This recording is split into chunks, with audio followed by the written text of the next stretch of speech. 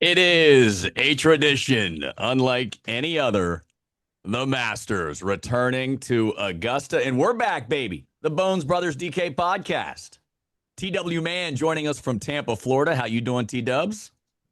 Doing great, man. It's been a long hiatus. We've had some off the air issues, but we're through it. And what better week to return than Augusta? No doubt about it. Bones DK Golf, the namesake, coming to us from Pittsburgh, Pennsylvania. I hope you got a good core four for us this week, Rob. Are you excited about the Masters?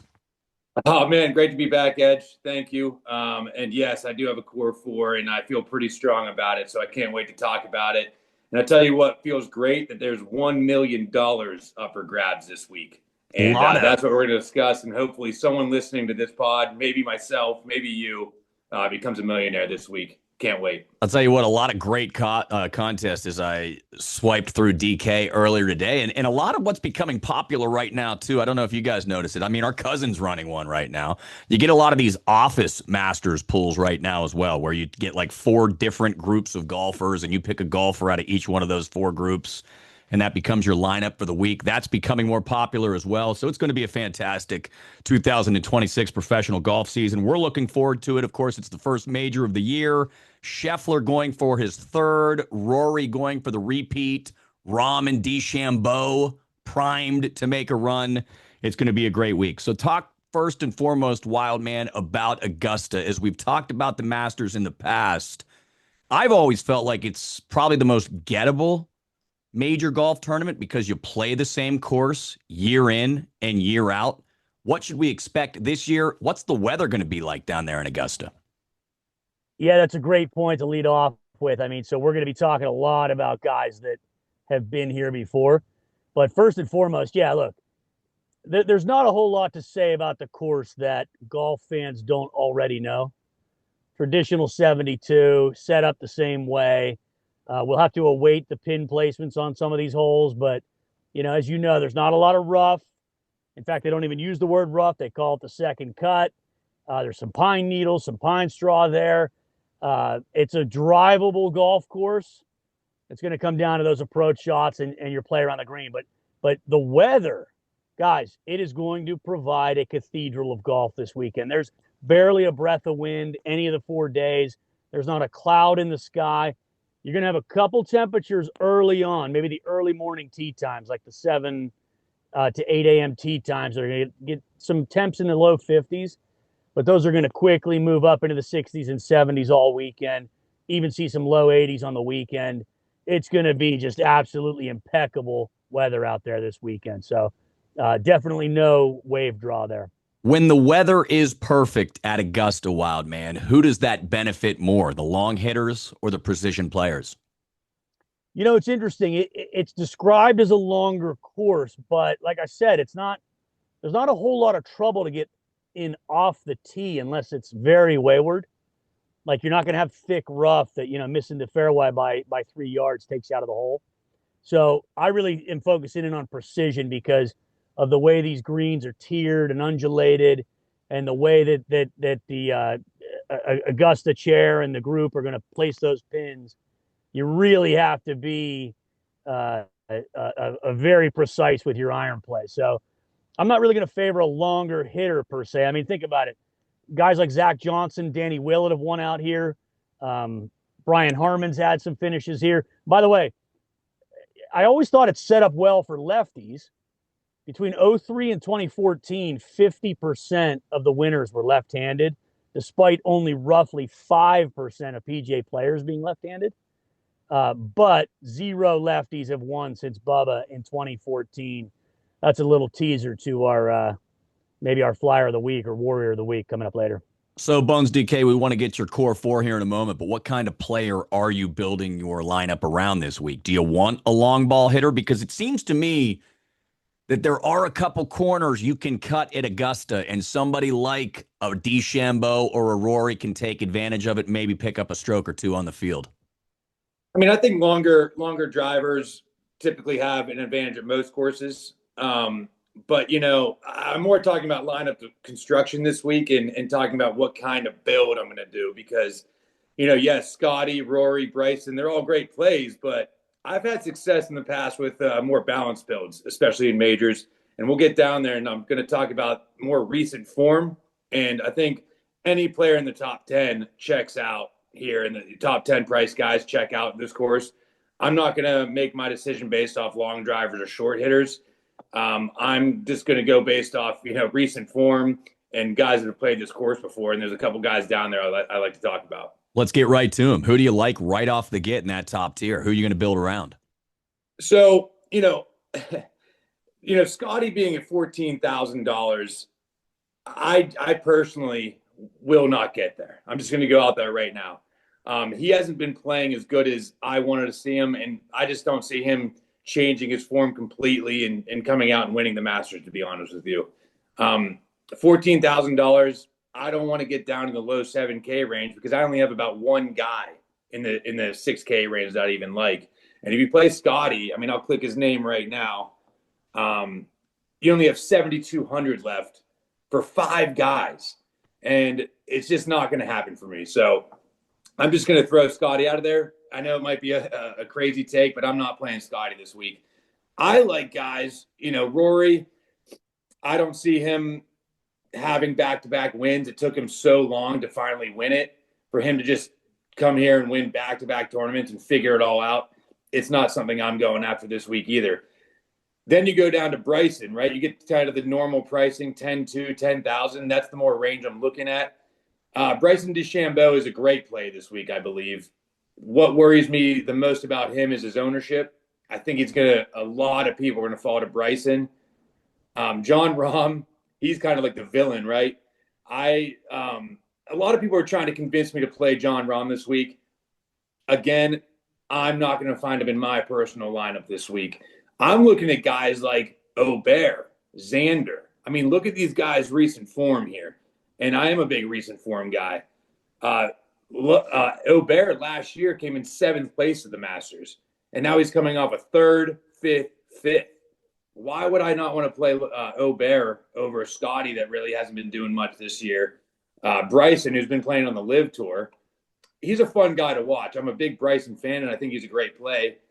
But I'm looking to make that little discount of $400 and start with Ludwig at Aubert this week. I love Aubert. I'm not going to say he's in my core 4 yet, but I think Aubert is a great play. And then you look at Xander. Wildman has a pretty good stat about Xander. I think he's made 30 out of 33 major cuts. Is that right, Wildman? Yeah, 31 out of 34 overall. Yeah, 31 out of 34. And look at this guy. He's been sneaky good. And I've been kind of calling his name the last few weeks, to be honest with you, and it's been paying off. A guy like Xander Schauffele, that's someone I'm looking at as well, coming off a 3rd of the Players, 4th of the Valspar. In my past, I've noticed that the first couple months does correlate to the leaderboard of the Masters. And you want guys that are playing well right now. And that's why I'm leaning towards Xander or Aubert to start my lineup this week. 31 out of 34 cuts. That is value, even if you're getting Xander around $9,000 or whatever it may be. I agree with Bones DK Wildman that, here's where I'll say, I think Scotty could very easily win his 3rd green jacket here. I think if you want to win a DK contest this week, you're going to be hard-pressed to win if you have Scotty in your lineup at $14,000. That's about as wealthy as I've ever seen a golfer going in any type of tournament. And I also think you worry a little bit about Rory just not having that killer instinct again this year, coming in at almost $12,000. That's a little pricey there as well. Where does somebody like Fleetwood, though, Rose, one of these Euros, tickle the twine for you, Wildman? Yeah, I like both of those guys. And quickly, I'll just add one other thing to the Scheffler point. Historically speaking, and we talked about this earlier, rookies just don't fare very well here. And when you're down at that like 7K, mid-7, mid-6 range, you're going to be dealing with a lot of rookies and a lot of older players, that haven't had success here in the past. That's just a recipe for disaster. In fact, Xander Schauffele, Harris English, Tommy Fleetwood, Matt Fitzpatrick, 4 guys that have made every single cut they've played since their rookie debut here, in which they missed the cut. So you're talking like, these are guys that are 8 for 9, 9 for 10, 5 for 6, so on and so forth at Augusta. the common denominators, they've missed their cut, missed the cut in their rookie year. So something to think about in general when you're playing guys down in that lower range. But look, Tommy Fleetwood, is there a guy that's more solid than him right now? I mean, I could argue he's playing better than anybody in the world at the moment. He hasn't won a whole lot. You know, he's still just leaning on that tour championship win a few months back. But you're talking 7th, 8th, 4th, 5th, 7th, 8th. He's got a top 2 or 3 in every major, I believe. Certainly a top 5 in every major. But he hasn't had a ton of success here at Augusta.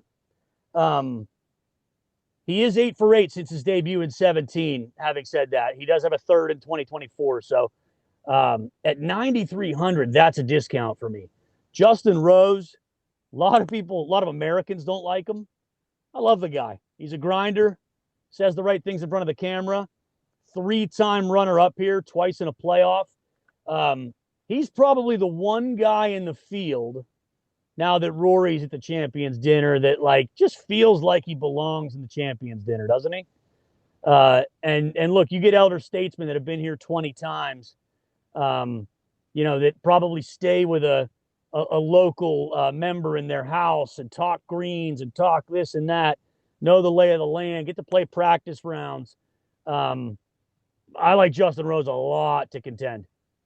To that point, a guy that was playing some phenomenal golf earlier this year is Patrick Reed, a guy that's been around the loop here at Augusta many times as well, and a bona fide psychopath. So I don't think you have to worry about his mindset very much going into this thing.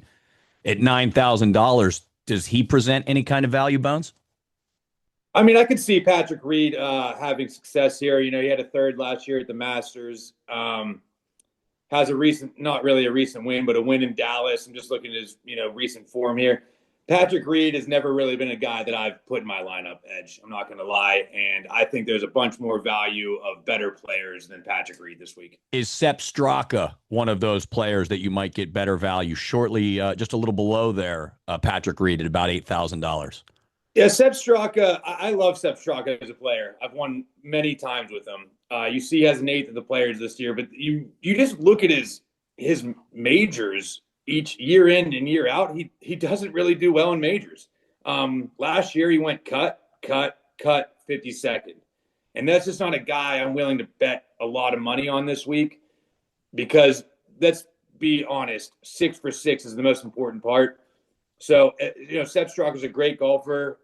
He's high ranked in the world, but he's also not really a guy I'm looking at. The one guy I'm looking at this week in this range is who we already talked about a little, or Wildman mentioned him, and he's going to be in my core 4 this week is Matt Fitzpatrick. I think his price is absolutely amazing for this week. And when I give you my core 4, I'll show you where I'm kind of building with a balanced build, and he fits perfectly here with it. He has great success at the Masters and has made cuts. And quite frankly, look at his recent form lately. I mean, he comes second to the Players, wins the Valspar.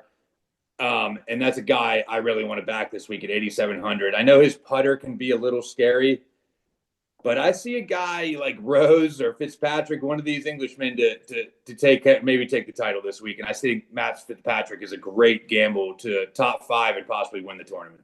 Hovland, Lowry, Hatton, Wildman. Any of those 3 you like this week? I'm going to be passing on all 3 of these guys, particularly because of their putting statistics. Hatton, very similar to Straka, which, by the way, shout out Straka's hairline. Love him. My favorite hairdo on tour. Kind of similar to me, like good ball strikers, but just kind of don't play well in the majors. Lowry had a short blip on the radar a couple of years back here at Augusta. I think he took 3rd or 4th. But he just, man, his sort of recent implosion when he's been in contention in the regular tour events has me spooked on him. Feels like he's a bit of a head case at the moment. Hatton, I have no problem passing on him just purely because he's been on the Live Tour. And, again, like he plays good golf in the majors, though, man. He is always, it seems like, at least in the last 3 or 4, You'd Yeah. have to go back and look, but I'd say he's in the top 20 of every one of those majors, man. And, I think and you at can one play point him. contending a shot or two off the lead. I think you can play him. I just don't know if Augusta's the spot for him. I think he's probably way more likely to win a U.S. Open than he is a Masters. So that's kind of where I'd sit there. I do want to back up just a minute. If you're looking for a live tour player, it is Patrick Reed. And it's painful to say, guys, he won the event in 2018. Since then, he's 8 for 8 with 5 top 10s. Georgia guy also. Don't forget about Okay. that. I mean, you can Hometown, love to hate hometown him, boy. love to hate him, and good luck with it. But man, this is his spot on the PGA Tour, guys. It's hard to hate Patrick Reed anymore with the fool that Tiger Woods has made out of himself on the PGA Tour. It's hard to hate anybody at this point. Real quick, speaking of live golf guys, because I do think we were talking about value a minute ago, and I know this guy's vanished from planet Earth. But Cam Smith at $7,500, he's a major winner. He was the world's greatest golfer a year or two ago, 3 years ago. Come on, I mean, is that a value pick there, Rob? I mean, it's crazy. 4 years ago, before he went to live, would you expect Cam Smith to ever be 7,500? Absolutely not. I mean, he was incredible, and quite frankly, he was one of my favorite players on tour. I do worry about him, Edge. I don't know if it's there for him anymore. I mean, I think he used to care. He's on live. He got paid. He's just an Australian dude living life right now, and is lucky enough to get in this tournament. I think he's out there to have a good time and not really contend this week. All right, get ready for your core four. Wild man, I'm going to bounce two names off you, and then we're coming back for the core four bones. How about momentum carrying over for Gary Woodland? Again, I'm only bringing him up because we're looking at value picks here around $7,000. Is Gary Woodland a value pick, and do you think there's momentum there, Wild man? Yeah, I mean momentum for sure. I mean, look, he was dealing with some real life issues with lesions on his brain and I mean that kind of trauma as our family's been through before. It can really weigh on you and get you off track. And so for him to bounce back in the way that he did, and actually win a tournament, because there's a big difference between winning and finishing in the top five. To come back and do that in convincing fashion, for sure. I mean, that means he's striking it well, he's putting it well. Now, I will say that Valero, Texas, San Antonio is a course that he's had a lot of success in, and that kind of fits his ball striking off the tee, those low stingers that run out. So he's been there before and had some success there. So I think if you're stuck down there at 7K, sure, yeah, I could see it. All right, yes or no, one sentence answers here, Wild man, for these next couple guys here. Brian Harman, $6,500. Man, I knew you were going to say him because this guy's like the guy that ends up in my lineup all the time. And oh boy, rarely gets it done. Now, I said I think a lefty's due to win here. Um, his putter has been really poor. His iron play's been okay. 6,500. If I'm down there at 6,500, and that's my last spot, and I have 6,500 or fewer, he would probably be my pick there. Yeah. A little bit longer than a one word, one sentence answer there, but that's okay. I do want a one word answer on these next two guys. Past champions. Sergio Garcia. 0%. 7,100 for Sergio. I think if there's a less than 0%, this next guy is going to get it. Past champion Dustin Johnson, $7,000. In one sentence, tie him at the hip to Cameron Smith. Do they care? Who knows?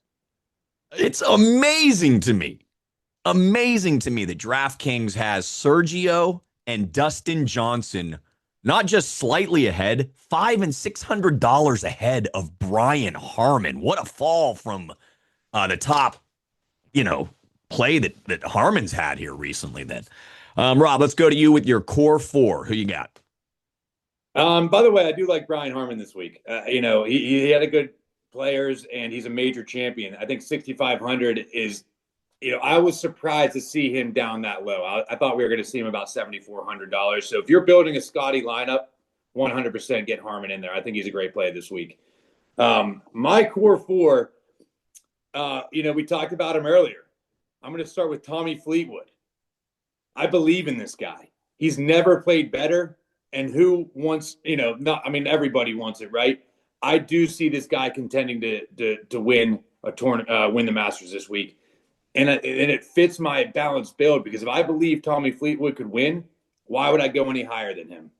So I'm starting there with Tommy Fleetwood, and I'm going to help people build a little core four lineup here and put him in a great spot to pick the two other guys in there. I'm going to go with a guy that came in second place last year, Hungary, and he's won already this year, Justin Rose. Fire him up. Again, I don't think these guys are going to garner much ownership because I do believe a lot of guys are going to go up to Bryson and Rory and Scotty. I really do. And I think Bryson's going to – there's no data to back this up, but I've heard it from a lot of people, especially non-golf fans. Oh, is Bryson going to win this week? Oh, Bryson, because he's the biggest name outside of the PGA Tour at Live. Again, I think he's a fine play, but I see Rose and Fleetwood better value with the price that you can fit these guys in that I'm talking about. Then we're to go down to Matty Ice. Matty Fitzpatrick, I told you earlier when I talked about him, I think he has a chance to win. Right now, these three guys in the lineup, all I believe can top five this tournament. 6 for 6 is super important. And if you can get three guys in the top five with three more guys that making the cut, you're going to win a lot of money this week. And we're going to go down to a guy with 2 runner-ups last year in majors. He also has a lot of experience here. The last 3 times he's played it, he's made the cut. Our boy, the gum chewer, Harris English. Fire him up this week, guys. I mean, he is playing sneaky good. It's actually amazing how many 20th places he has in a row. I mean, look at these last 10 tournaments. His only missed cut was at the Players. I kind of wipe that one off usually because it's such a difficult, weird tournament. Look how consistent this guy has been this year. At $7,300, I think he's one of the easiest clicks on this slate right now, and I truly believe that. I mean, guys, $7,300, 2 runner-ups last year in majors, and has great success here at the Masters. Harris English, fire him up. So there's the core 4, and as you see, it leaves you $7,800 for 2 guys, $15,600. You can go anywhere there. That core 4 right there, as long as you pick the 2 other right guys, will make you money this week. Yeah, Fleetwood was 9,300. He's the most expensive in that group right there. That's a nice core 4 there, Bones DK. So, Wildman, if you had that little bit of money left over, let's just transition right over to you. Your Rogue Warriors of the week. Maybe not at everybody's top of the list, but value picks here. Used to be the Bones DK Flyer of the week. We're changing it to the Rogue Warriors this week. Who you got, T-Dub? Yeah, I got a couple. The first one is going to be Russell Henley. He was a very popular play last week across all these formats, survivors, one and dones, and he missed the cut on the number, I believe. Ball striking, a clinical ball striker. The weather's going to be perfect. Georgia guy, Georgia Bulldog.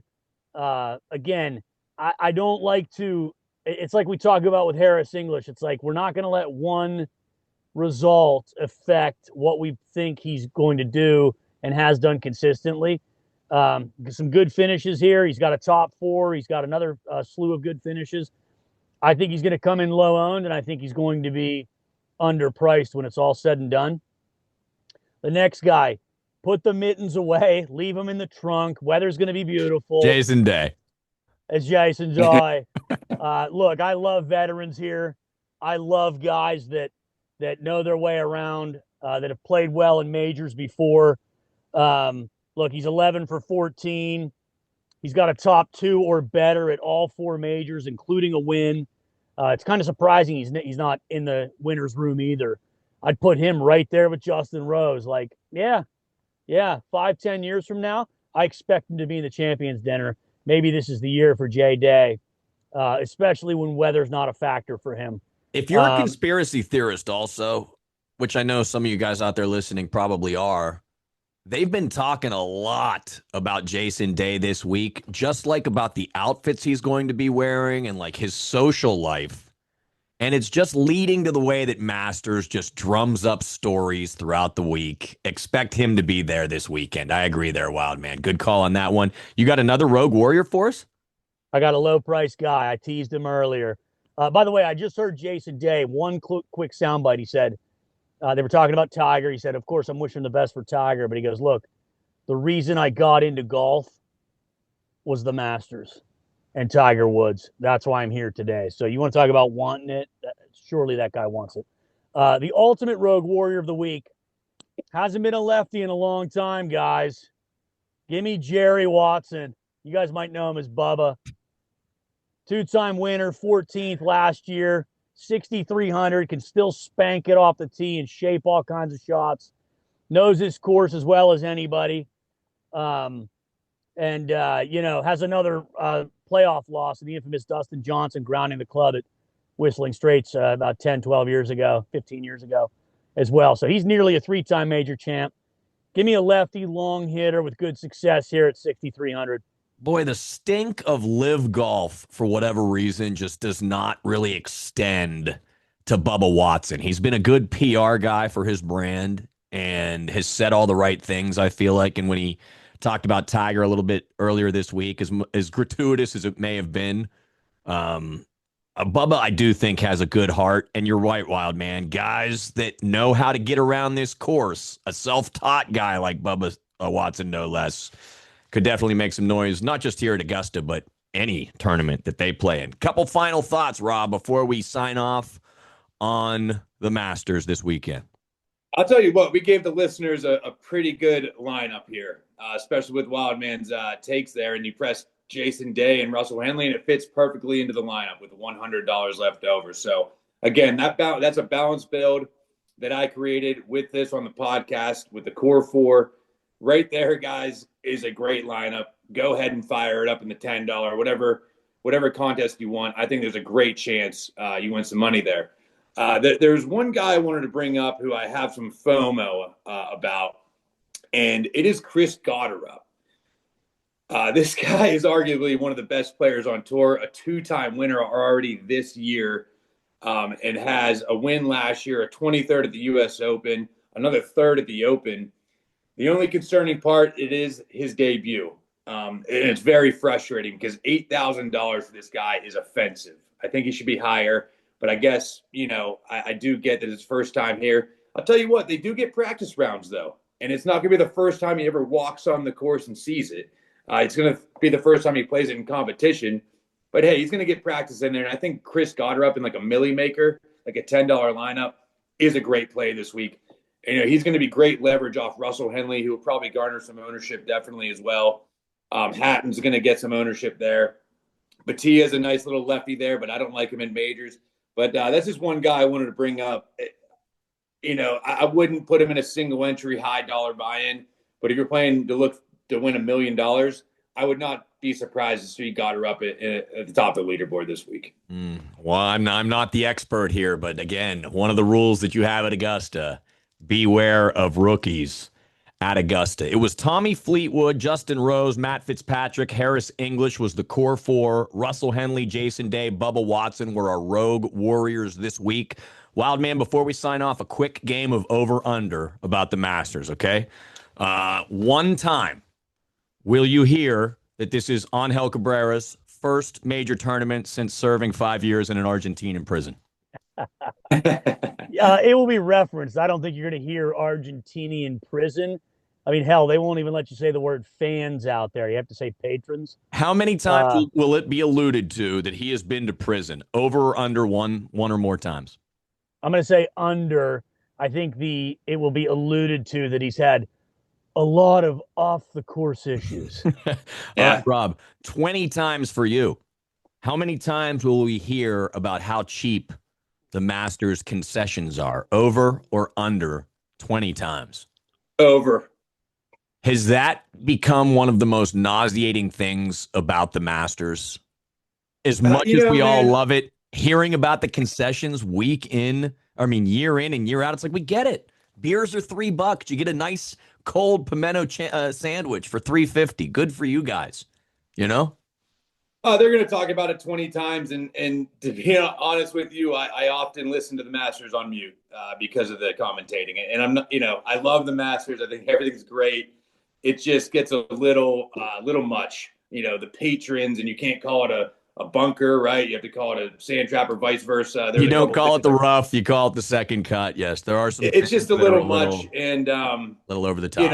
I love the event. I'm there to watch golf and not really care about what's going on, how you say names, and how expensive beers are. I'm there to see birdies and see who's going to win the tournament. So it's going to be over, and I'm not going to hopefully hear it much since I'll be on mute half the time. 50 times is the final over-under here, Wild Man. 50 times. How many times will you hear Tiger Woods' names? Over or under 50 times? Yeah, first of all, it's become so cheesy. I'm surprised Pimento doesn't come out of your speakers in parts of that telecast. But 50 times Tiger across the 4 days, yes. Over, sales over. And again, perhaps a conversation for another podcast because we want to be getting off here in a minute. But is that? I mean, of course, you want to be like sympathetic to the man a little bit, but he's also shown his ass pretty well. And I think if we last time we did the Bones DK Golfcast, if you would have told me that Tiger Woods would end up in a worse position than Phil Mickelson, I never, ever would have believed you. But I'll tell you what, you look at those two guys now, and as much as we've dogged on Phil Mickelson, as much as the world has dunked on that guy, boy, Phil Mickelson looks like one hell of a guy next to Tiger Woods at this moment, doesn't he? I can't go that far. I mean, his wife's into the MGM for $15 million. He's, Billy Walters ties. You're right. It's the lesser of two evils, though. It's the lesser of two evils. I mean, Phil, they both got their transgressions, I guess, but my goodness, these were the two biggest stars in pro sports, man. Yeah, with Tiger, look, it's the thing about Tiger is like, okay, you might pop an oxy because you're in some pain or something. Like, you rolled your car over again? Stop rolling your car over. Well, again, yeah, another. You're in a backwoods neighborhood. What are you doing, pal? It's a topic for a different time when we're maybe a little more collected and let the dust settle a little bit more. But this week we are worrying about the Masters. Again, real quick, the core four: Fleetwood, Rose, Fitzpatrick, English, the Rogue Warriors, Russell Henley, Jason Day, Bubba Watson. For TW Man, Bones DK, my name is Edge. As always, thanks so much for listening. Until next time, good luck this week at Augusta.